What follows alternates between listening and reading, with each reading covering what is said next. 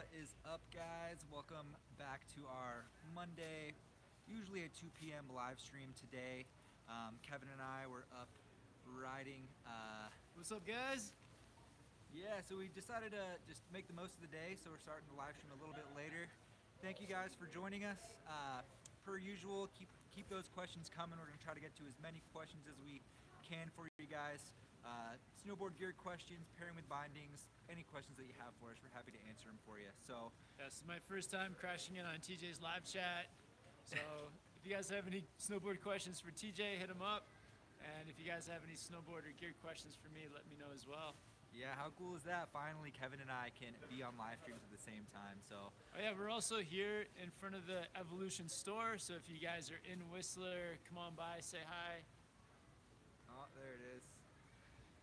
You guys can come hang out and help us answer some questions. Yeah, definitely. If you do see us, feel free to just pop in behind us and join the live stream. Maybe you can help us answer your questions. So, yeah, I hope you guys been watching the videos. We had the Lobster Parkboard review come out. We had the Jones Mountain Twin review come out.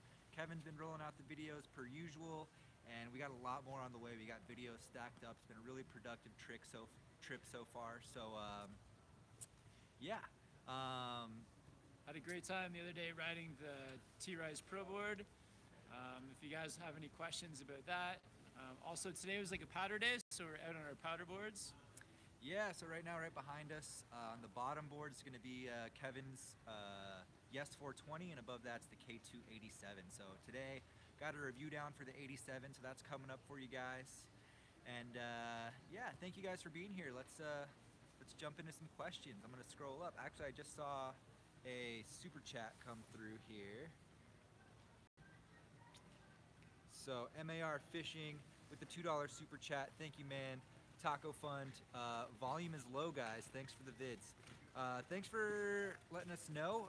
We actually just have the phone out in the open. Let's keep it closer to our faces. Yeah, I'll try to bring it in here. Nice and close. Yeah. All right. Well, Speak up, TJ. Let's do this. Keep us all in the frame. All right. Thanks for the $2 super chat. Yeah. Thank you, man. Fat Woofer says he just got the T-Rise Pro. Yeah, that's an incredible board. I love the Magna traction.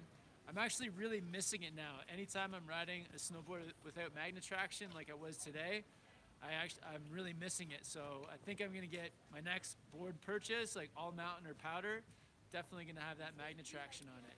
Yeah, Magna traction is huge. Definitely not a gimmick. Works really well, as Kevin now knows. And grip tech is pretty solid as well. I'm gonna try to get Kevin to demo a couple more boards before he pulls the trigger on that one. But the T-Rise Pro is sick, so definitely a good choice, man. All right. Emily asks, what's the difference between the T-Rise Pro and the Skate Banana? Oh, huge differences. So the Skate Banana is an entry-level snowboard, really soft. Has their BTX camber profile, the most rocker. Whereas the T-Rise Pro is going to have a more aggressive profile. Still a rocker dominant board, but it's way stiffer, and it has a more aggressive Magna traction as well. So, do you want to change sides? It might be easier. Yeah, let's swap sides. Just for the reach. Yeah. All right. Oh, that's better, right? That's way better. Awesome. All right. Sweet. Paulo says, wait until you ride the E-Jack, Kevin. Oh, yeah, sick. Paulo hit me up on Instagram in the DMs asking about the E-Jack versus another board. I can't remember which one, and I think he was able to demo it and pulled the trigger on that. So, yeah, the E-Jack is sick. It's got the C3 profile, though, so it's got an actual regular camber profile, whereas the T-Rise Pro is still rocker dominant. So. Somebody asked us too, what is Magna traction, if you want to answer that one. Yeah, so I'm going to answer that, and then I'll go up to the super chat that came through. So Magna traction is basically additional contact points added in the side cut. If you can think of it kind of like a serrated knife. So basically it just adds waves down the side cut. And a good analogy is if you think about trying to cut an ice cube in half with a butter knife versus a steak knife. That's kind of the idea there. Oh, or like a bread knife even. Yeah, bread knife is an even better analogy. I feel like it's like when I'm riding it, it's like you got a bread knife on the edge of your snowboard. So as soon as you hit that ice or anything, the bread knife just like digs in and It's not like a dig in, like it digs in and slows you down. It just like grips. Yeah, it's like super ultra grip, right? Yeah. Kevin was laying over some turns like I'd never seen him lay them over before, and it was a pretty firm day. Some so confidence, yeah, definitely works very well. Awesome. So William Chen with the $20 super chat. Thank you so much, man. That's super generous. We really appreciate Thanks, it. William. So William asks, yo, what's up, man? I have a question for Kevin, which is how tall he is and what size are his pants and jacket, because I'm thinking of getting them. I hope you guys have an amazing day too. Awesome, man. Yeah, Thank you. that's a good question if you're a tall person as well. So I'm like 6'3" and a half. And so everything kind of fits me. Like whenever I buy new clothes or new jackets, I got to get things a bit longer. So my jackets are always an XL, just to make sure I get that length so that it covers my butt. The sleeves are long enough, everything like that. And then for the pants, I don't need to go XL because I find with pants they end up just getting too baggy. So I usually just do a large in the pants, and they've always been long enough, so no problems there. So large pants, XL jacket, and yeah, I'm 6'3". Awesome. Yeah, those bibs are large. Yeah, so I'm wearing the bib pants, which I absolutely love. They're large. The good thing with the bibs too is that the suspenders are adjustable. So if they're too long or too short, I can just adjust them with the suspenders. Super comfortable. Highly, highly recommend bibs. Buy bibs. Yeah, I'm actually hoping to get on some bibs.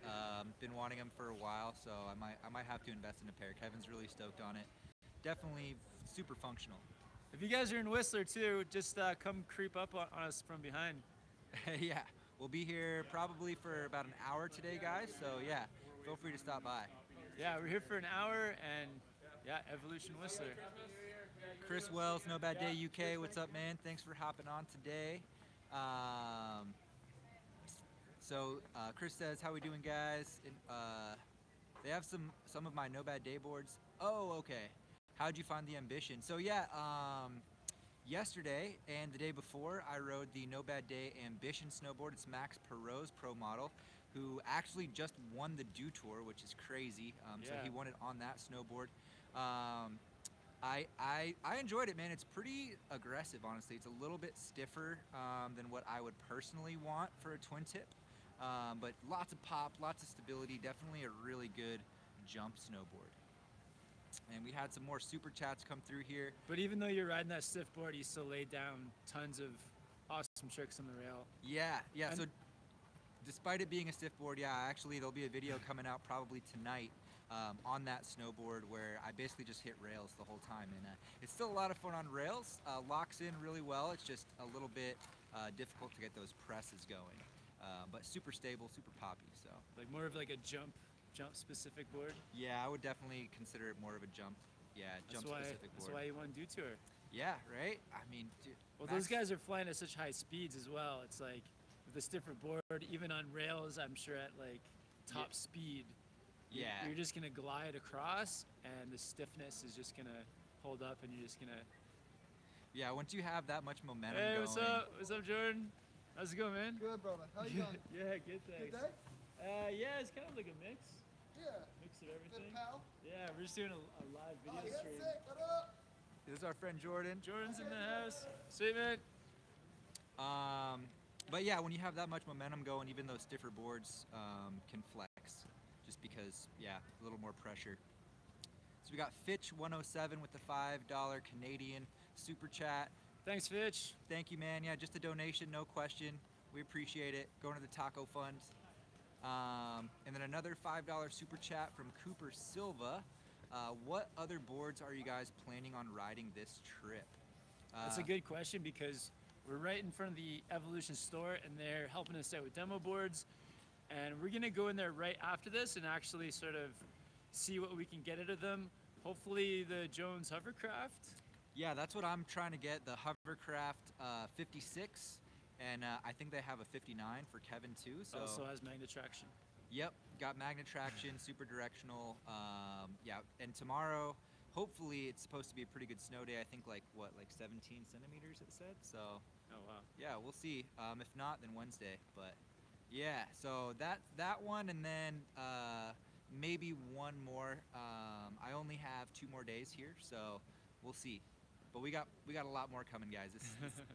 It's gonna be a rad winter for sure. Timmy Boy, $1 super chat. Thank you, man. No question. Thanks, Timmy. Yeah, appreciate the donation. All right, Fruhauf Productions, $2 super chat. Thank you. What do you think about the K2 worldwide weapon? Love you guys. Thanks, man. So, man, I feel like when we did the live stream on Friday, a bunch of people were asking about that board as well. I'm gonna have to make sure I get on it. I haven't ridden that board in a long time, since probably like 2010. So I'm sure it's probably changed quite a bit since then. So I don't really know. You know, I don't want to speak on it too much, but from what I remember, it was a really fun park board, a little bit more jib leaning. But I definitely am going to get a review out this season on that for you guys. So that'll be coming up, man, and then you'll have super detailed answer once we get that going. Maybe we can demo it. Yeah, maybe we can demo it if we can find it around here. It's been a little hard to find K2, but... So Soren Stotrup, 50 DKK donation. Awesome, thank you. Is that Denmark? I haven't. It's probably another crone. Oh, DKK Crones? Yeah, maybe like a Denmark crone. Awesome, thank you. Yeah. Should I go to the mountain service and get them to fix my board scratches or just wax my board? Yeah, I guess it kind of depends. Yeah.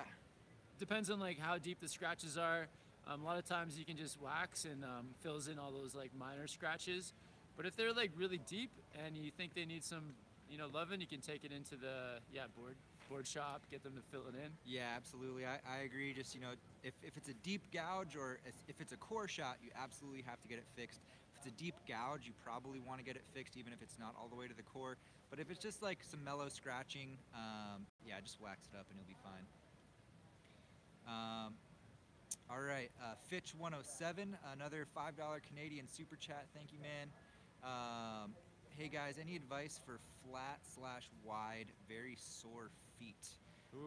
I think, you know, Kevin might be able to take this one. Yeah, so I recently tried on like a variety of snowboard boots. I just picked up a pair yesterday of Solomon Synapse boots.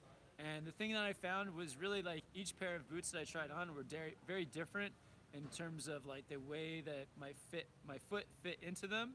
So some were wider, some had like a narrower ankle, some had a wider ankle. The area where your toes are, some are like really tight and, you know, squish down your toes, and then others were just really big and open. So I guess my advice would be try on some different pairs, different brands of boots, because each brand sort of makes their boot for a slightly different type of foot. So I did that, and then the Solomons, people got some good advice, said that Solomons were good for narrow ankles. Apparently I have like a narrow ankle. And so yeah, they feel good to me so far. And the other thing is that you can get like a footbed. Yep. So you can get arch support put in. I bought an arch support. I think it was like around $50 or something like that. And just to like help support my arch. And then you can also do the custom fit too. So there's machines and they can just totally customize it right out for you as well. Yeah. So lots of options there, you know, kind of depends on your budget, but you can totally customize it. And yeah, just try on lots of pairs to make sure you find like a wide pair of boot. I'm sure TJ's got some advice on which pairs are better for wide feet. Yeah, for wide feet, I'd be looking at 32 would be a good brand. You could also maybe try some Burtons. But the biggest thing, if you guys have sore feet, I would say is support the bottom of your foot. Make sure you get a footbed. What's up, man? Hey, what's up, man? Stopping by for the live chat? Nice. Oh yeah, we saw you last time as well. Oh, this guy was here on Friday with us. Say hi to him. Want to give a shout out again? All right, man. Have a good one, dude. But yeah, the biggest thing for sore feet, you know, the go-to first thing before you try any boot modifications or buy another pair of boots is support the bottom of your foot. Try out a footbed, even if it's just a drop-in. That can make a world of difference. All right, so Alex Harrison, $5 super chat. Thanks, man. Coming in 3 weeks from Boston. Thank you for all of the advice. Great channel. Oh, man. Very cool. Yeah, awesome to have you watching from Boston. That's awesome. Yeah. Come on out and say hi. I'd love to hear your like Boston accents are always the most Interesting. Yeah, definitely, man. Rad. Yeah, hopefully we'll get some more coverage and some good snow while you're out here. But yeah, if we're around, hit us up somehow on social media or on YouTube or something. And yeah, maybe we can. Kevin will be here. I don't know if I'll be here. I'll be here. Yeah, Kevin will be here. All right, here's another good one for Kevin. You want to read that one? Oh yeah, Delucci, $5 super chat. Thanks, Delucci. Hey guys, is it hard to afford living in Whistler? Any tips? Yeah, it's definitely hard to afford to live in Whistler. I guess, you just kind of got to grind it out. So find a job that you like. Maybe like work your way up through. So start to earn a little bit more money. In terms of accommodation like for an apartment is pretty expensive, but you can always share. When you first get here, you can like share a room, or like get a house share, and yeah, it may be expensive. Like some things are more expensive, and then you can try to live cheaply in other ways, like buying, eating cheaply. So just like getting the staples, potatoes, rice, and things like that, and yeah, living as cheaply as possible. The cool thing in Whistler too is like once you get your season's pass and you're going up the mountain, you've got all your activities covered and paid for. Some people can spend a lot of money going out at night, but yeah, a good way to save money is to not go out at night and just ride.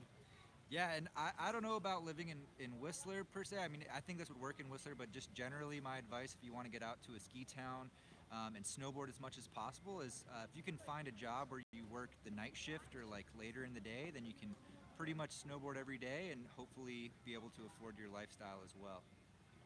But yeah, just come out. The first step is just get here. Yeah. Once you're here, then everything will fall into place. Yep. You'll find a job. As long as you don't spend all your money in the first month, you'll be good. For sure.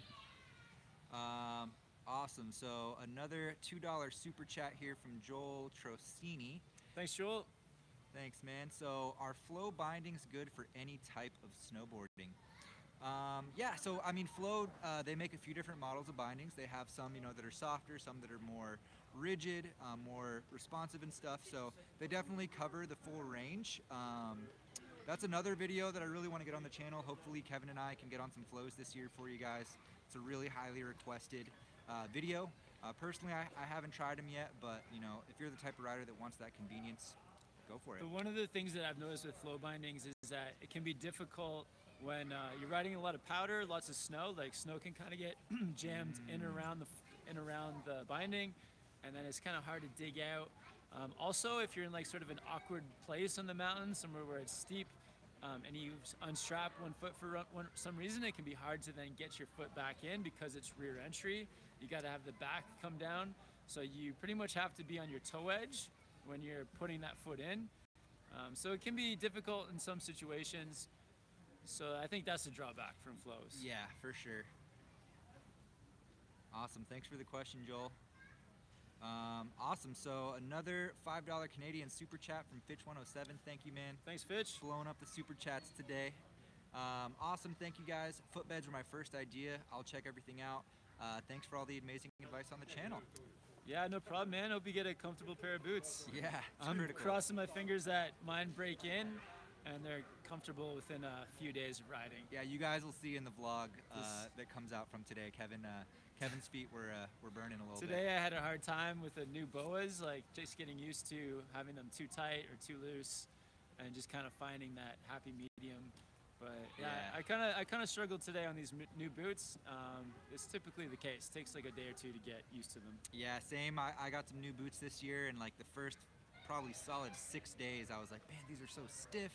I was a little concerned, and then they broke in and they feel real nice. So hoping for the same thing for Kevin. Yeah. All right, AK10D31, $2 super chat. Thank you, man. Thank you. What board would you recommend for a new park rider? My top recommendation would be the Battalion Fun Kink, just because I personally prefer full camber. It's going to be a lot more poppy, making it easy to ollie onto features and get pop-off jumps and things like that. a little bit more powerful of a feel as well. But the Fun King still has a pretty soft flex, so you can still get presses with it and do all those more technical tricks that you want to do. And it has 3BT triple bass technology, so it's going to be really, really catch free. So you basically, in my opinion, it combines the best aspects of camber and rocker, even more so than those hybrid camber profiles. Yeah, and I'm a big fan of the Solomon Huck knife. It's kind of similar, like it does have the camber, but then a little bit of rocker in the nose and tail for like presses and things. So kind of depends on which way you're leaning. If you're like leaning towards more jumps and things, and maybe the full camber. But if you like want to get buttery with it and get some presses in, make that easy, then having the reverse camber on the nose and tail helps too. Absolutely. Yeah, the rocker and the tips definitely helps a lot with presses and stuff. Sorry for the noise, guys. We got some kind of utility vehicle passing by. We're right here. We're right here in town. Yeah. We're in the village, so you know who knows what's gonna happen. We'll see. Awesome, Charles Robert, $5 Canadian super chat, no question. Awesome, man. Sweet. Thank you. Thanks, Charles. Buck Choi, $2 Canadian super chat. Thanks, man. Thanks, Buck Choi. Super chats are blowing up today, dude. It's awesome. Can you do a review on the Battalion Evil Twin? Yes, absolutely. I would have done one already back in Colorado, but we just have had such a slow start to the season. I really don't think it would have done it justice. I hope you guys can hear me okay. I know that's pretty loud. Just yell. But yeah, I know that the jump line is open at Keystone now. So when I get back to Colorado, I should be able to get that review up for you guys pretty soon. And yeah, if you don't know, the Battalion Evil Twin is one of my personal boards this season.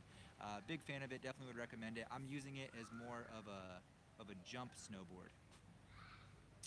All right, In Motion SLB. What's up, guys? These are In Motion SLB are the guys that we're going to Europe with. Oh, I didn't know that. Yeah. Oops, sorry. So In Motion SLB, Yannick and Narav. Arbor Westmark, Frank, April 2018. Do you recommend it as an all-mountain ripper? How about the Nitro T1 for same purpose? Volume really low, by the way. Oh, let's turn this up. Oh, man. I don't know. Hope that helps. I hope that helps. I mean, we're about as close to the phone as we can get, and I'm talking as loud as I can without actually yelling, so I hope that's better.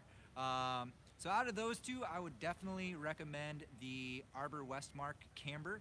That was the first one. Yeah, I would recommend the Arbor Westmark in the Camber version. The Camber is just going to be a lot more stable, more powerful, going to be able to, you know, go more places. And Arbor also has grip tech in the side cut, so along the same lines as Magna traction. Not quite as aggressive as Magna traction, but still provides a significant amount of grip. So all in all, I would say that one's going to be a little bit more versatile than the T1. The real Bacon asks, can you do a how to board slide video? For sure. There's already like probably 5 how to board slide videos. So just do a search on the channel and you'll find one. But we'll probably make more too. So yeah, if you have any requests for more specific tips on the board slide, let us know. But there's a bunch out there. Yeah, definitely. There should be a good bit on the channel. I definitely have seen some of those. Maxim Latz asks, do you detune your board for rails, or is it just a mental thing? So I used to when I lived in North Carolina, because that's all I rode was rails. I didn't really care if I had sharp edges. But now that I'm riding in Colorado, I actually really enjoy just keeping my edges factory sharp, so I can, you know, I still got grip on ice. I can carve well. I'm not really worried about slipping out most of the time. And keep going. And I think we're just blocking the microphone. Oh, yeah, that could be it. I think we're trying to adjust the, trying to fix the volume situation right now real quick, guys. Sorry about that. I think that'll help. Yeah. So, but basically, yeah. Now, for the most part, I ride factory sharp edges. It definitely is a mental thing. You know, I know like back in the East, a lot of the rails would have like rust on them, and so that was like a huge thing. Like definitely, if you had sharp edges, that would kind of mess you up. But out in the at the bigger resorts, they take really good care of the rails. You got a lot of people sliding them, so If anything, I would say maybe just only detune between the bindings. I wouldn't recommend detuning the whole board. Good advice. Yeah. All right, I just saw a super chat come through here. Let me get this pulled up. Paul O, $10 super chat. Thanks, Paul. Good to see you guys doing vids together. Kevin, are you vegetarian?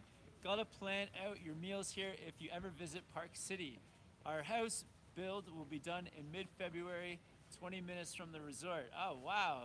Awesome, So man. is that an invitation to their house once you get it finished? I think That'd be, sounds like it. that would be sick. I would love it. Yeah, I'd love to come visit. If you guys are near Park City, that'd be so cool. Yeah. Yeah, I'm a vegan, so been eating vegan for the last 5 years. Just eating plants, and yeah, it's good. I felt good after I did it, so I just stuck with it. Yeah, every time I hang out with Kevin, I definitely eat a lot more vegan and veggie meals, and I try to incorporate that a lot in my diet as well. But it's tough. I don't know. Kevin does a really good job with it. For me, it's easy. Yeah. Easy. Once you get used to it, it's easy. All apparently. I eat is carbs. That's all. Yeah, we had like a ton of potatoes last night. Actually, yeah, every night with TJ we have some kind of like Mexican style food, burrito, taco, lots of noodles after riding, potatoes last night, oatmeal for breakfast. Yeah. It's just carb loading all day. If you do it right, you can still eat some really great tasting food for sure. Just got to plan it out.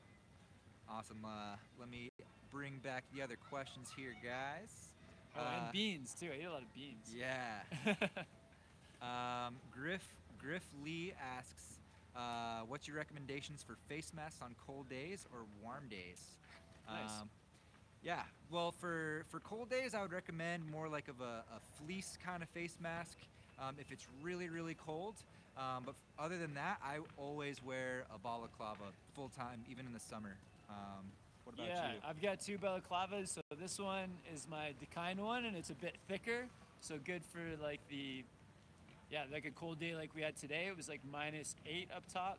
So the thicker balaclava. And then in the summertime, I still had like a thin neck tube just to keep the sun off of my neck. But I recently picked up from Sandbox like a thin balaclava too, which has been great just for those days that are, not that cold, but you just want to keep the wind and like a chill off of your neck. Mm-hmm. So I would recommend picking up 2, a heavy one and a thin one. Definitely. And then there's lots of other options out there for like whatever you prefer, whatever style wise. Yeah. Oh, and also Anon Goggles has got the magnetic face mask that like clips into the goggle. And I haven't tried that yet, but I've got them at home, so at some point I will give them a try. Yeah, maybe on this one of these powder days coming up, you can do a review on that. Yeah, I might try that out tomorrow. So that's something to look into as well. If you like Anon goggles or you already have a pair, you can get the magnetic face mask. Yeah, yeah, the MFI from Anon looks really cool. Great question here from Dave Uyasugi. I have a question for TJ. Have you ever ridden a Salomon Ultimate ride? If so, what do you think? Sounds similar to the Huck Knife. Thank you. Yes, I have. There's actually a review that went up on the channel fairly recently for that board. So make sure to check that out.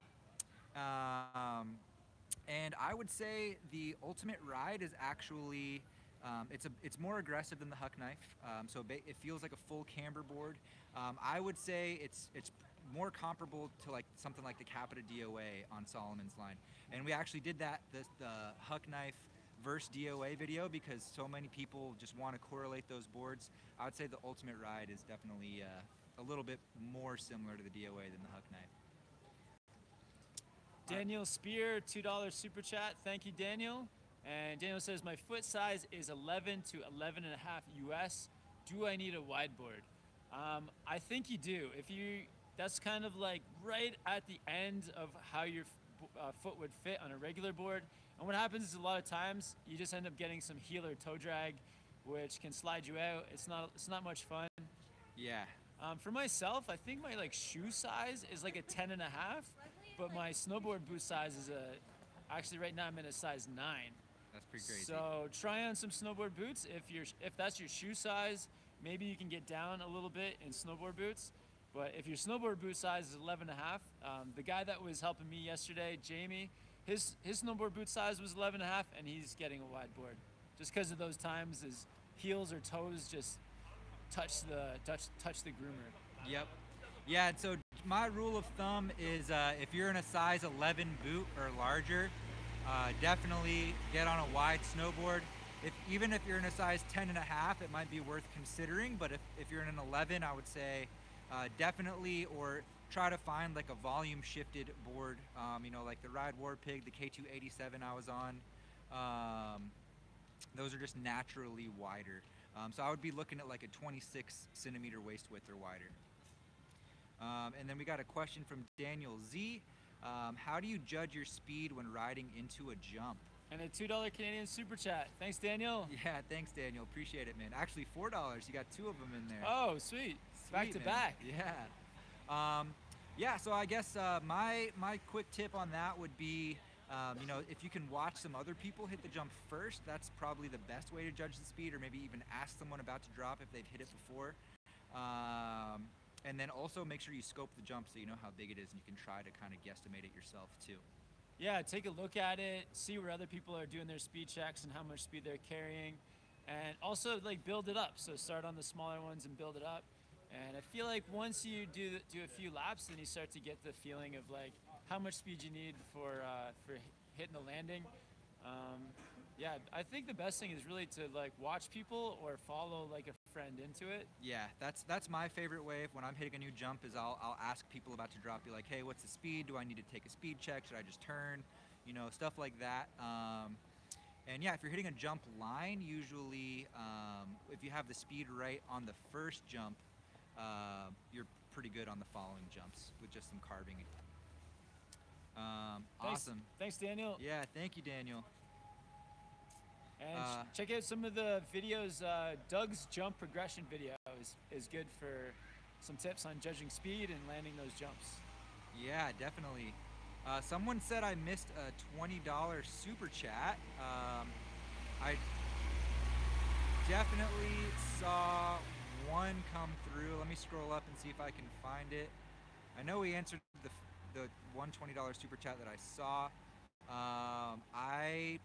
I'm not seeing it, guys. If you did, if you could leave that down in the comments, just the regular comments, I'll try to get your question answered. Sorry, I missed it. If I did, that's strange. So we got something. Yeah, if somebody can just leave it for us. Yeah, if you could just leave that in the comments. $10 Canadian super chat here from Cam Taylor. Thank you, man. Love the content. TJ, what do you think of the Sandbox helmet? I just got one and haven't had the chance to use it. Also, did Whistler get any new snow? Yeah, I love Sandbox helmets. I've been running them for the past like 6 years, I think, that Classic 2.0. Kevin also rocks the Sandbox helmets. Great company for sure. A lot of good helmets from those guys. So yeah, I'm the same way in the Sandbox helmets. I usually ride the Legend, which is really comfortable skate style helmet. But I've also rode the Classic 2.0, and yeah, it's great. It's a good thing too to customize it with the cushion that comes inside of it. So sometimes you can take out some of the front padding or back, depending on the shape of your head, just to get that perfect fit. Definitely. All right, so we had the super chat from Lou Silva. The one that we missed. The one that we missed. Thank you for posting that, Fitch107. Sup guys, got into snowboarding last year at age 40. Thanks to your channel tips for leg squat fatigue. Yeah, awesome channel. Thanks from Boston. So asking for some tips for leg and quad fatigue. Thanks, Lou Silva, for the super chat. Yeah, thank you, man. Sorry we missed it. Sorry. Yeah, we'll get it now. So what do you think, man? It just depends on what you're into. Like, you can do straight up exercises. The thing that really helped me a lot in the preseason was getting into doing some hiking. So I was doing lots of hikes around here in Whistler. Like, we were hiking the mountains, but you can, hike up some hills wherever you're at.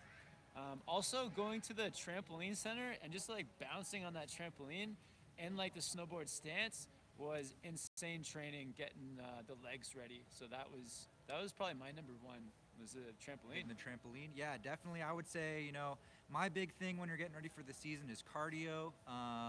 And if you're specifically worried about the legs and quads, you know, just focus on that. Maybe even get in the gym and do like some squats or like some chair sits or something, and just kind of build up those muscles. 500 Swedish krone super chat from N-Gen. Thanks, N-Gen. Thank you. Yeah, no question. Just throwing that out there. We appreciate it. Awesome, man. And you want to grab this one from Aaron? Yeah, Aaron Jewell, $5 super chat. Thanks, Aaron. Awesome content this week, guys. What's your thoughts on the reverse camber boards? What are your bindings set at? Hoping A Basin gets stumped on soon. TJ. Awesome. Yeah, I feel like it's like the pure. I haven't rode a pure reverse camber board in a long time. I mean, the T-Rise Pro is rocker dominant. It's got a pretty heavy rocker in it, man. What do you think about that one? Yeah, the T-Rise Pro is great because it was, reverse camber dominant, but it was pretty stiff. So I didn't feel it as much as some of the other ones. So it felt awesome, really. I loved it. So I would say maybe demo some if you get the chance, if you're not sure if that's the board for you or not. And then also the binding setup. Yeah, bindings. So for on a park day, mine's 15 and -15. Today it was more of an all mountain day, so I was 15 in the front and -9 in the back. For me, I'm 15, -15 pretty much always, except for on powder days, I go -12, 15. And my spiel for rocker is it's more forgiving, it's more playful. It's going to help with turn initiation, and it's also going to help a little bit to float in powder. So you definitely get some benefits from the rocker, but you're not going to have that same powerful, precise feeling that you get out of camber, in my opinion. Unless you're on that T-Rise Pro. Unless you're on a really stiff rocker board, still has some pretty good stability and snap to it for sure. All right, Tristan Orr, 20-pound super chat. Thank you, man. Thanks, Tristan. Hey guys, big fan from the UK. Any tips for a converted skier? Awesome. Also, what gear, jackets, and pants should I be looking at? Cool. Yeah, I mean, I'll let Kevin take this one, honestly, because I think, you know, the content that Kevin's been putting out from the beginning, I would just kind of run through it. There's a lot out there. Well, I feel like when you're a skier, there's some like habits that you have in skiing that are different from snowboarding. You definitely have like the same mountain awareness, but what happens with skiers is when they're snowboarding, they tend to want to like face down the hill the whole time. But when you're learning to snowboard, sometimes you have to turn your back to the bottom on your toe turns, which can feel a bit awkward. But when you're first learning to do your turns, do your toe turns, just commit, and then don't be afraid to turn your back to the bottom of the slope to get on those toes. If you're always trying to face the bottom, like in skiing, then you can get all twisted up, and that can kind of like slow your progress. And then in terms of like apparel for snowboard stuff, like recently Dekine sent me a bunch of snowboard gear, and it's great. I feel like for snowboarding, I guess, and for skiing too, the fit is a little bit longer because when you're new to snowboarding, you spend more time sitting on your butt. I don't know. Are bibs popular in skiing, or are they more snowboarding? I guess it's both. I think it's both. Yeah, maybe a little more popular in snowboarding. I know like the bib with like the puffy fleece under it's pretty popular. Or bib with the hoodie. But yeah, I think, you know, 15K waterproofing at least, so you're pretty covered in all conditions, even in wet stuff. Or if you can swing it, you know, get a Gore-Tex layer. I think Kevin and I both have Gore-Tex jackets on right now. So yeah. Also, snowboarding is more like related to skateboarding, so I feel like the style is more related to skate. That's why like the sandbox helmets are really popular, is because they have that like skate look to them. Yeah, I agree. Good tips right there for the converted skier. I'd never really thought about that. So N-Gen again with the 50 Swedish krone super chat. Thank you, man. Thanks, N-Gen. Hi guys, where's our favorite ginger, and how can we meet when you're in Europe? So our favorite ginger, Chris, unfortunately, yeah, he hurt his knee. He got an MRI, and it's looking like he may need to get surgery on it. It really sucks for Chris. We're like hoping him a speedy recovery, that everything just goes smooth. Sometimes these injuries happen, and they absolutely are such a downer. They are. But the only thing you can do is just like recover, come back, Stronger and better. Come back stronger and better, yeah. Come back stronger. I guess like in a way, like, you know, TJ hurt his ankle the other year. I've had multiple shoulder surgeries, and it absolutely sucks. And you know, the best thing is just to try to minimize the risk as much as possible. Chris kind of hurt himself, just got on a fluke. It just was an awkward landing. So just like that awkwardness of the landing, just kind of just caused some damage, which is total bummer. But he'll be back better than ever. He will. I think he's watching too. Chris, he'll be back. I saw him on here earlier. Yeah, healing vibes to Chris. Seriously, guys. Yeah, send some positive stuff to Chris, guys. Some positive messages. Absolutely, yeah. Leave some comments on YouTube for him. We're gonna bring him some tacos. Yeah. Yeah, let's hang out tonight, Chris.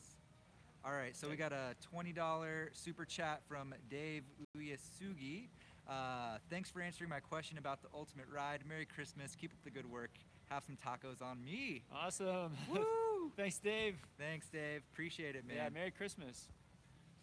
All right, so I'm going to scroll up a bit and see if maybe get to a question that was dropped a little bit earlier. Thanks for all the likes as well. 135 likes, guys. If we can get it up over 200, that would be sick. That would be super sick, yeah. And again, we're in front of Evolution Whistler here in the village. If you want to just come by, say hi. I feel like a few people, yeah, there's a sign, Evolution. I feel like a few people have kind of snuck in behind us and like have been messaging us through the thing here. But if you're here, just say hello. Yeah. Feel free to interrupt the live stream. I mean, it's all good. I mean, we're not going to stop it, but. DeLucci, TJ, where do you live in Colorado? I live in Silverthorne, Colorado. I'm about 15 minutes down the road from Keystone Village, so pretty stoked. I saw a good one just a little bit up there, TJ. It says, JP Netty, go back down a bit. Do you have any tips for hitting rails? TJ's the rail master. Yeah, definitely. So I would say, you know, you got to learn the basics first. Start with that 50-50, get that back board slide down. You know, maybe even start on a box with those and then take it to a rail. Definitely start on a box. Definitely start on a box, yeah.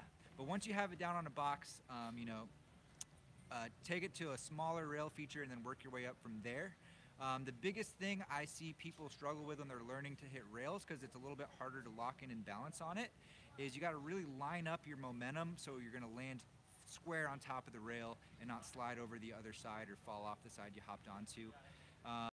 Also, the thing that's helped me personally, oh, that light's going off again. But the thing that's helped me personally the most over the years, I've probably been using this since about 2010. There's a video on the channel called The Ultimate DIY Snowboard Trainer. It's pretty inexpensive or potentially free to make. And I've spent probably easily, you know, several hundred hours on it with my friends. It's a lot of fun. It really helps to train your balance and your muscle memory. So if you're trying to learn new tricks on rails, that can really help you out. Yeah, the bar trainers are a really good thing. Also, when you do go to hit your first rail, this is what I found, is that do it in like good conditions. So don't try and like get onto rails on an icy day. Save it for when the snow's feeling good, you're feeling good and confident. And I feel like that's going to set you up for the best success. That's a great tip right there. Yeah, don't be trying to learn rails on a high consequence day if possible. No. You want to like rotate just a little bit so that light's not quite in there. All right. Good idea. Sorry guys, we got the strobe light. Yeah, I want to get that strobe light out of the background for you guys. Now we got the shop. We got the shop. Should have been doing this all along. Awesome. So Philip Spill, are those crab grab mitts good for ice cold days? Big greetings from Germany. Love you guys. I've actually been really stoked on them. They're much warmer than I anticipated they would be. They have a good bit of insulation in them. It's actually been below freezing all day today, and I was wearing those gloves, and they were keeping my hands nice and toasty. They really honestly keep my hands so warm that sometimes I have to take them off. Wow. Yeah, so they're solid. Definitely would recommend them. It's the Crab Grab Punch Mitt, if you guys are wondering. And if you're curious, I got the Dakine Fillmore mitts. They're like for the cold weather sort of mitts, nice and warm. And then also my park favorite is the Neff Ripper mitt, which is really thin, so like not great for the super cold days, but it's got some crazy grip for going for grabs. Yeah, it's got like a rubberized palm. Yeah, solid board or solid pair of gloves. Don't grab anything else though, because you'll just get stuck. Yeah. Another Denmark krone, $20 or 20 super chat from Soren Stotrup. You should make a Snapchat, guys. It'd be so dope. Thanks. We both have Snapchat, so Should start using it. yeah, I don't use it that much. I do more on Instagram stories, but Instagram and Snapchat, I'm Board Archive, and Yeah, check us out on Instagram, Snowboard Pro Camp, Board Archive. yeah, I think he's Snowboard Pro Camp on Snapchat too. I'm not 100% sure though. I think I'd have to check. I think it might be like Pro Camp. Kevin Pro Camper. I don't know. I'll let you guys know what my Snapchat Yeah. is. It's so hard with all these stories. There's like Facebook stories, Instagram stories, Snapchat. Yeah. What about the vlogs? The vlog is a whole story Right. as well. And then all the tutorials and the board reviews. Yeah. So I do most of my stuff on the Instagram stories though. €2 super chat, Emilian Popov for Chris. Healing vibes your way, brother. Kevin and TJ, you rock. Thank you, man. Thanks a million. We'll get TJ some, Chris some tacos. Definitely. With your Chris Feel Well donation. Yeah, hopefully he's on here and he can see that too. And just, yeah, thanks for stoking him out, guys. Yeah, we'll bring him some good food. Oh, man, $50 super chat from Crunk L. Jack. Thank you so much, man. Chris Iries, get better funds. Thank you, man. Yeah, that's awesome. We definitely, yeah, we're going to hopefully see Chris tonight, and we're definitely going to let him know that you guys are wishing him all these good vibes. Yeah, $50. $50. Give him his cut. Yep. Oh, Chris is here, talking in the comments. What's awesome, up, Chris? Man. That's a good one. Kyle Holster, any tips for jumping on a rail board slide? Yeah, I mean, so I would say that you want to learn backside 50-50s and frontside shifties before you try that trick.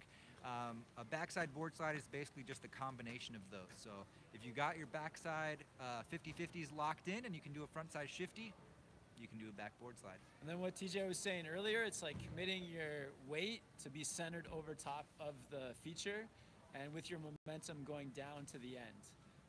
Absolutely. That's something that I've been working on, is just committing with my weight right to the center, and then it works out.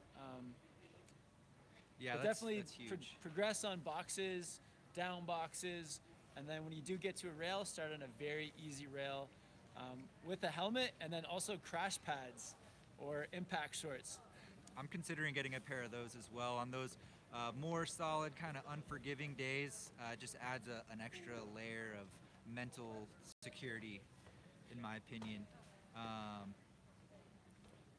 So let's see here. Oh, this is a good question. Harry Mitchell. TJ, how do you like the Oakley flight deck versus the Dragon X2s? Both quite similar. Awesome. That's the perfect question. Yeah, perfect question. We were talking about that. So I gotta say, I think final verdict is gonna be for the Oakley flight deck for me. Whoa! They're so rad. They have a huge field of view. I really like the prism lens as well. Today I was having a little bit of fogging with them, but I think it was just kind of a mix between us hiking and the really cold weather. Like I said, it didn't get above freezing at all today. But yeah, the flight decks I think are gonna be my go-to from here on out. I thought TJ was a Dragon for life kind of guy, but the Oakleys have changed him. I think so. Yeah, I didn't want to admit it. It took me 2 full days on the, or I think 3 days on the flight decks to change my mind. But I think after trying them out, the flight decks are where it's at. Bad Riders. Hey TJ, what happened to your Ruroc? I have it. It's back in Colorado. And I will have a review going up on the channel very soon for it. So I know a lot of you guys are looking forward to that. Just with the slow start we've had in Colorado, I've kind of been holding off on some of the content, but not anymore.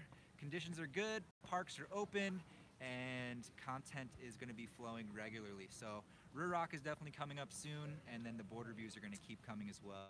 So Josh Howlett, what boots do you guys rock? Good question, because we both recently got new boots.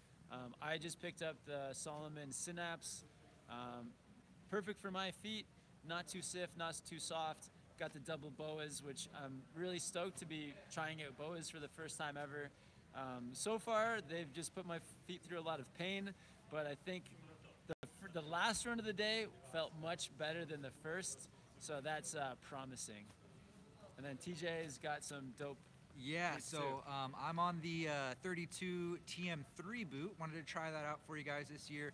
Previously, I had been on the TM2 for the last 3 full seasons and decided to switch it up to the TM3 this year. Really great boot, comfortable, has all the bells and whistles from 32, and just a little bit softer than the TM2 in my opinion. So kind of a do-it-all boot if you want to take it in the park, ride groomers, hit the resort, sledding, touring, all that stuff. Great boot for sure. $5 super chat from Dylan Wagers, and I think this question's for Kevin. Thanks, Dylan. Thanks for the $5. Yeah, the line miners are super dope. They're among my top 3 favorite goggles among the pairs that I have, and just the peripheral, everything is huge. I like the cylindrical style lens too that fits closer to my face and just fits really well with the helmet. So I've got 2 lenses. To be honest, I haven't ridden the bright light day lens very much, but this low light sort of prism rose lens is really cool. What it does is it does brighten everything up, but it also adds a lot of contrast so that as you're riding, you can see like the contrast, like the contours of the snow, where like there's rollers and like shadows and things, just like all the little details in the snow. Also, when you look at like the sky and the trees, the blues look more blue, the greens are looking like more rich green. So on those days where like today it was kind of like in between, a kind of a mix, but when it was kind of looking like that cloudy, foggy sort of grayness, it just helped to brighten and add color to things. So definitely highly recommend them.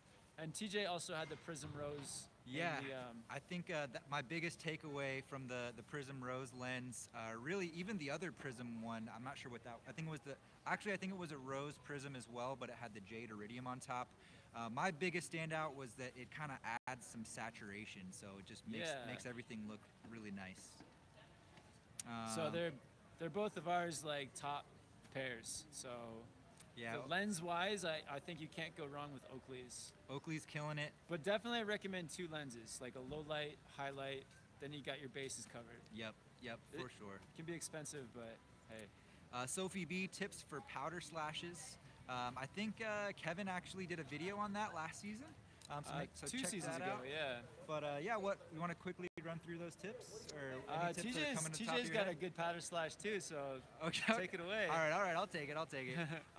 So for powder slashing, my favorite powder slash is going to be backside, so slashing with your back facing downhill.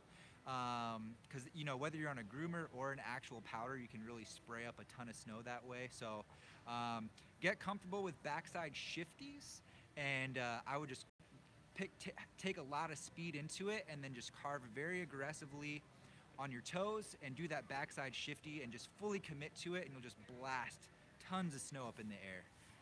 So that's my 2 cents. Yeah, just like I guess looking ahead, finding that spot that looks perfect. It's good to know the area too, so that you know like there's nothing gonna be underneath the snow. So pick your spot wisely, and then go into it with some speed, and yeah, just slam on the brakes. And also when you do slam on the brakes, don't stop. Slam on the brakes and then straighten your board out to ride through it. Yes, and yeah. If you can, get your friend to film it for you. Yeah. Powder slashes always make for a good photo, or even a good like slow motion video. I think slow-mo powder slashes are always awesome. But don't do it to skiers. Yeah, no, don't spray anyone that you don't know. It's just rude, and yeah, don't do it. Tyler Middlebrook, TJ, what's the next board you're going to review? I'm hoping that I'm going to walk into Evolution right after this is over and pick up a Jones Hovercraft, and hopefully Kevin will too, and we can kind of do a tag team review on that one. Oh, that'd be really cool, yeah. Yeah. Let's see. I also want to review the T-Rise Pro, because I just feel like it's going to be my next board. Yeah, you should. Kevin's so stoked on that board, guys. I think there's nothing I can do. I think he's just going to buy it. I'll try some other ones. Kyle DeHolster, any tips for getting on higher rails? Kyle, you're taking over the live chat, man. Lots of questions. Yeah, good questions though. Yeah. Just real quickly, I would say practice your ollies, get really comfortable ollieing as high as possible, and then obviously start on smaller features so you get comfortable locking in, and then you can combine the high ollie with the skills you already have and get on those bigger features. All right, so Aaron, $5 Canadian super chat. Thanks, Aaron. Hey, Kevin and TJ, wondering if anyone in Whistler want to ride soon. Wednesday should be Bluebird Powder. DM me on Insta. Oh, sick. Thanks, man. So I'm going to try to remember that, but it would be way better if you could actually DM me, or better yet, leave a comment on the most recent photo to make sure I see it. Yeah, DM us on Instagram, because your comments disappear like after this is done. Yep. And I would take a photo of that right now, but we're doing this on my phone right now. So yeah, just send us a DM on Instagram, Snowboard Pro Camp, or Board Archive. Yeah, please do that. I'd be stoked to ride with you, man. Yeah, thanks for hitting us up. Wednesday should be a really good day, hopefully. Yeah, so Wednesday's going to be maybe the best day. All right, Anthony Galela. I think I've seen this question kind of scroll through a couple of times, so I'll just answer it real quick. Any experience on the Capita Ultra Fear? Thanks, guys. There is a review on the channel on the Capita Ultra Fear, also a written review on the website. So check those out. But the Ultra Fear is really fun, freestyle-focused snowboard. Great for presses, more of a jib-focused board with a real springy pop, from what I remember. And yeah, really fun board, underrated in my opinion. It's a solid snowboard. Daniel Kegel, any tips for your first time snowboarding? Definitely, Daniel, tip number one, go check out the beginner snowboard playlist. Yes. Tons of videos on there, all the information and demos are on there. What you can also do, like, go at your own pace. Like, everyone's different, so have fun with it. Don't push yourself too hard.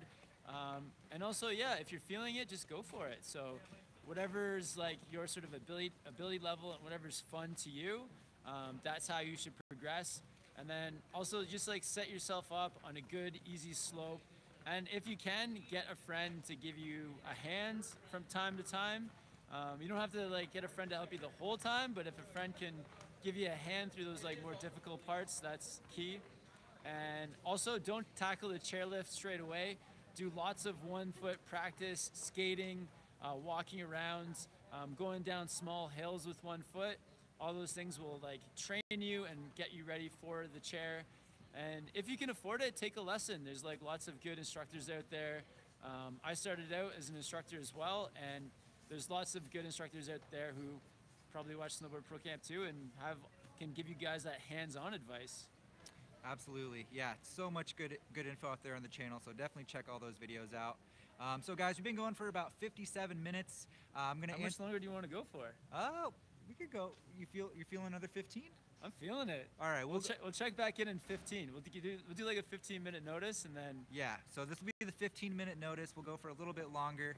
If we get those likes up over 200, we're at 192. That'd be super rad, guys. We definitely appreciate it. Hey, what's up? How's it going, man? Hey. Yeah, thanks for all the great questions, guys. This has been an awesome super chat. I saw a question come through that I want to quickly answer. I forget who asked it, but he said, thoughts on the Union Force bindings, which is those white ones right there. The black guys right here are actually the Union Atlas, which are kind of similar. I was on the contacts last year, so the Forces definitely are a little bit more rigid, a little bit more responsive. But they haven't held me back at all. They're still a ton of fun in the park. But I actually, at home, I have the contacts, the Forces, and the Atlases all at home. So what I would like to do probably sometime soon is a direct comparison where I throw all those bindings on the same board throughout one day and do a comparison for you guys. So yeah, yeah, and I'm on the Union Atlas, and so far I'm absolutely loving them as well. The thing I liked about them, each click of the binding, it never fails, gets tighter.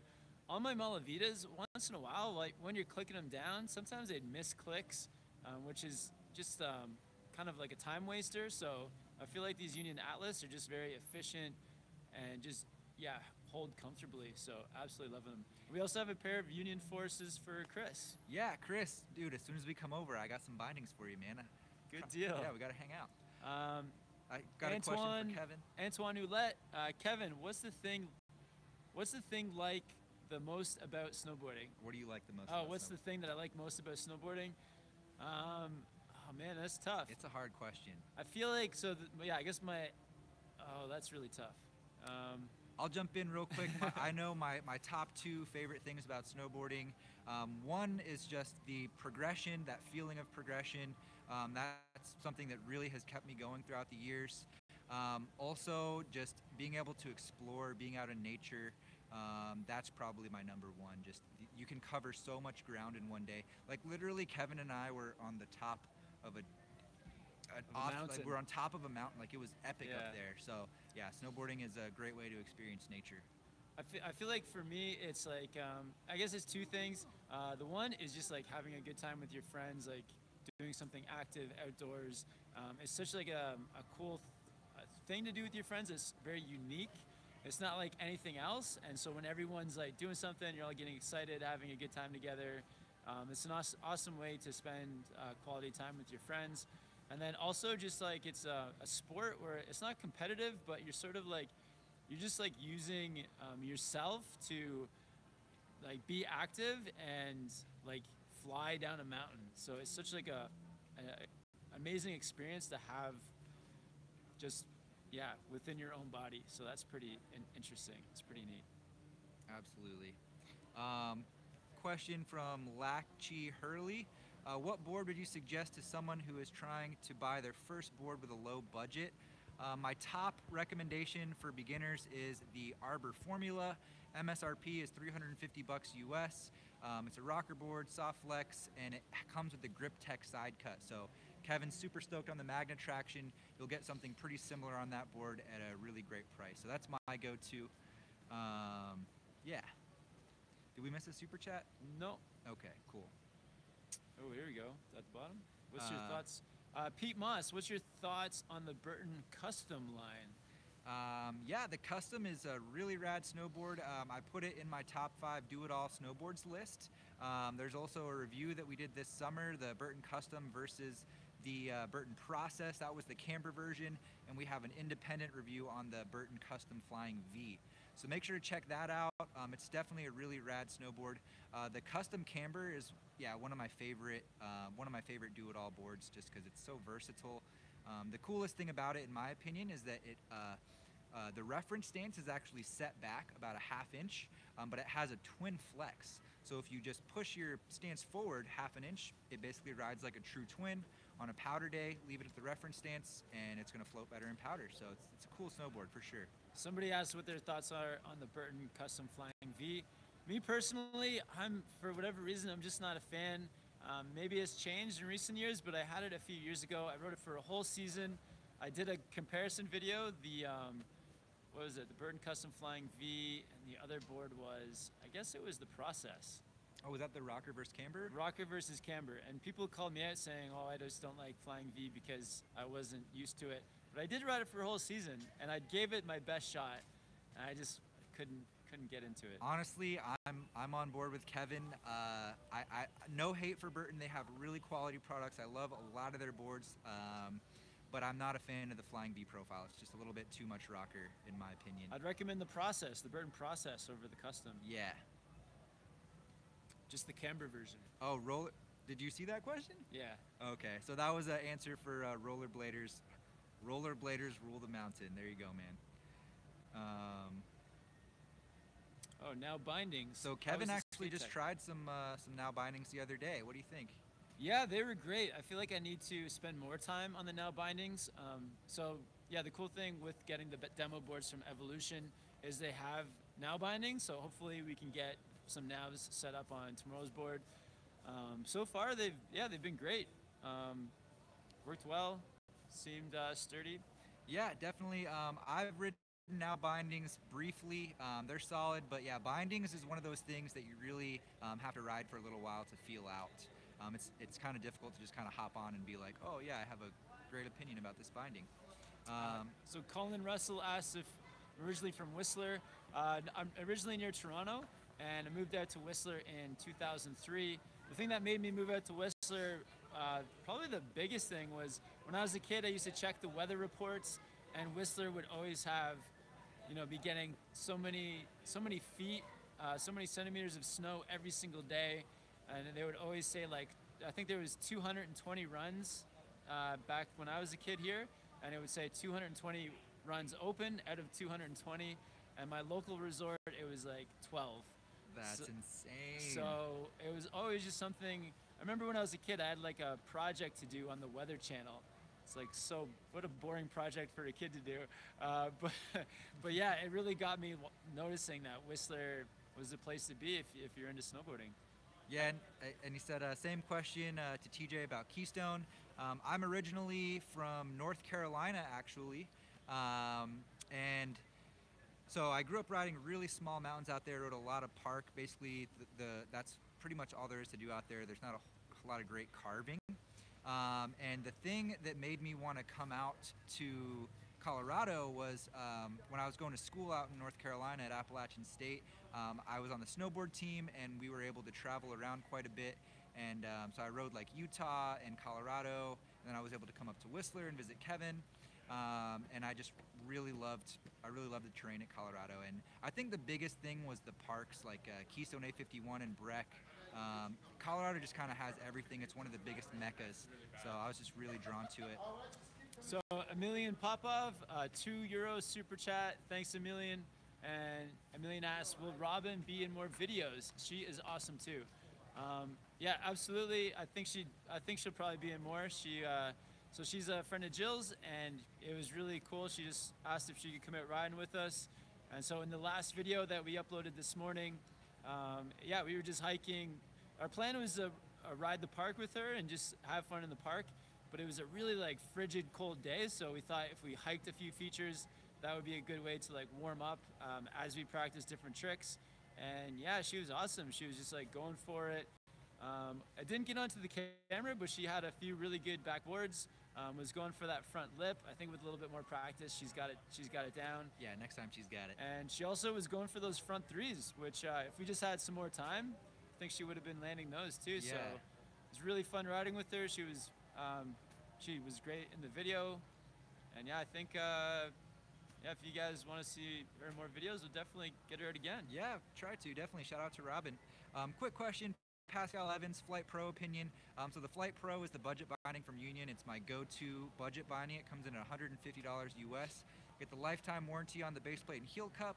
And you know, for that price, it's really solid. But the biggest thing for me is you get that adjustable heel cup, you get the lifetime warranty, and it's not too crazy soft. It's still a fairly decent binding for the price. So if you're on a budget, check it out.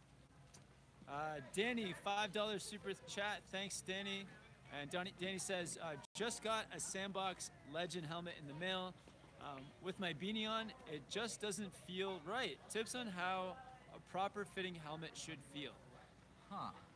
So yeah, just play around with it, man. So you can have your beanie and goggles underneath. If that doesn't feel right, try it with your goggles on the outside. If that doesn't feel right, take your beanie off. Just wear it with the ear warmers and the padding. If that doesn't feel right, you can try taking some of the padding out, put your beanie back on. You just gotta sort of like play around with it until you find the right feel for you. Yep, yeah, definitely. I would say, you know, you want it to fit pretty snug. You don't want it to be bouncing around, moving on your head.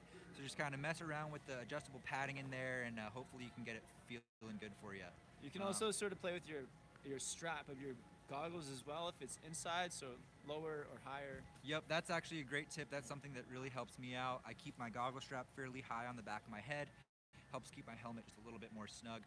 Kevin and I both wear our goggles under the helmet. With beanies. With beanies, and yeah. Also with beanies too, it's like, I find that I have to wear a thicker beanie under my helmet just to keep everything nice and snug. When I wear a really thin one, it sort of starts to bounce around a bit. So I think the next two questions are both going to be for Kevin. Here we got two super chats coming through. Engen with the 20 Swedish krone super chat. Thanks, Engen. And she's asking, how can we meet in Europe next month? Yeah, so well, the plan is we're going to be in St. Anton, Austria, and then Lax, Switzerland, and then Avoires, France. So I don't know, maybe just like follow the videos. We'll give you guys the specific dates when we're going from where to where, and yeah, we'll just keep you posted on Instagram as well. Maybe you could even drop an email at snowboardprocamp@gmail.com. or follow us on Patreon too. Like, so on Patreon, we also do a live chat, and there's sort of like a smaller group there, so you can sort of ask more questions about more specific things. Yeah, it's more like a hangout kind of conversation. Speaking of which, we're going to be hopping on Patreon later today. On my Patreon, Kevin's is patreon.com/snowboardprocamp. Mine's patreon.com/boardarchive. So yeah, if you want to kind of hop on there, hang out. What time? I think today, let's do it. We're gonna go for 7 p.m. today. So give us a little break. Pacific in between. time. Pacific Standard Time, yeah. So a little break between this one and that one. We'll grab some food, and I think I'm gonna. Kevin has the snowboard addiction trainer, so I might be hopping around on that, doing some indoor trick tips and just hanging out with you guys. Cool. And then a $2 Canadian super chat from Aaron. Thanks, Aaron. What are some good tree runs, Kevin and TJ? And I think this is the guy that said he's going to be in Whistler in like 3 weeks. So awesome, take it away. I don't know. So in Whistler, probably the best tree runs are in the Crystal area. So Crystal Chair on Blackcomb, some of the best tree runs there. Also, there's some good tree runs, more mellow tree runs on Emerald Chair on Whistler Mountain. I would say those are the two like go-tos in terms of tree runs. If you're looking for the more mellow, sort of beginnerish, check out the Emerald Zone. More advanced, a bit more, you need to know where you're going and maybe possibly ride with somebody who knows, or just dip in and dip out, and that's Crystal. Always make sure when you're riding in Whistler, look out for those like boundary signs or cliff signs. Huge. Because the terrain can be pretty dangerous at points. But yeah, just keep your wits about you. Always ride the trees with a friend. If you can ride with like a lot of jackets too, come with a whistle. That's a really good idea. Yeah, I have a whistle on my jacket. If you're riding in the tree with a friend, keep an eye on each other and get the whistle out. Yeah, definitely. Yeah, there's a lot of, aside from just potentially hitting a tree, tree wells are another big danger. So yeah, be careful out there. I think we should do maybe the 3-minute warning, because we'd love to spend forever on here with you guys, but it's just getting too cold. It's getting cold. Yeah, my hand is starting to freeze. Honestly, I was about to just call it right now, but we'll we'll call that 3-minute warning. We'll go 1 or 2 more questions. Yeah. And then we'll see you guys on Patreon. Yeah. Hopefully. Thank you guys for hanging out. Thanks for the support. And yeah, thanks for getting us 242 likes. And yeah, thanks for tuning in. This has been awesome. TJ's been doing this live chat now since August, every Monday. Yeah, every Monday. It's going to keep rolling, for the foreseeable future. So hope to see you guys here every week. We also do one on Fridays. Yes. Yeah, Fridays. I feel like the time may be changing, but I'll keep you guys posted. It used to be at 2 p.m. Pacific time. Might be going to like 3:30. It's just hard to, it is difficult to get the live chat going on the mountain, but.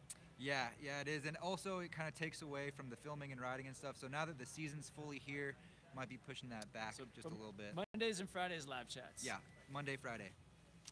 Cool, so let's find one more question. Let's see here. It's always hard to find the last question. It's always tricky. How about... Oh man, so many questions. It's so hard. What about the step-on bindings question? But we get asked. That one gets asked every live stream. That's true. All right, Turtle Zed, you'll be the last one. You get Turtle Zed is like, yeah, he's here every week. Yep, every week, man. Thanks for being here. TJ, can you check out the Jones flagship? Absolutely. I actually, there is a written review on the website, boardarchive.com, if you want to check it out. But I definitely want to get a video review going for you guys. If I don't, I think Kevin might be able to get access to one from Evolution here. But yeah, just the quick rundown. It's basically the way I describe that board is just really aggressive free ride board. It's probably my personal favorite free ride board, and it just has basically no speed limit. In my opinion, you're gonna find the limits of your body before you find the limits of that snowboard. So if you're looking for a free ride / kind of powder board that's gonna rip turns and just kind of be able to handle anything you throw at it, that also floats really well, the flagship is a pretty good choice. Awesome. Good last question. Yeah, thanks for the last question, man. You want to sign off? I just want to say, like, yeah, thank you guys for tuning in. Thanks for all the super chats. It's really helping us to keep these videos rolling. Yeah, it's difficult to keep daily content rolling out full time. So thank you guys. You guys are our sponsors. Yeah. So thank you guys for sponsoring Snowboard Pro Camp and Board Archive. You guys are helping us huge. Thank you guys so much. Also, thanks to it's really cool meeting everyone around the village. Like recently, we've been meeting tons of subscribers. And that's been a blast. So if you see us around town, just come say hi.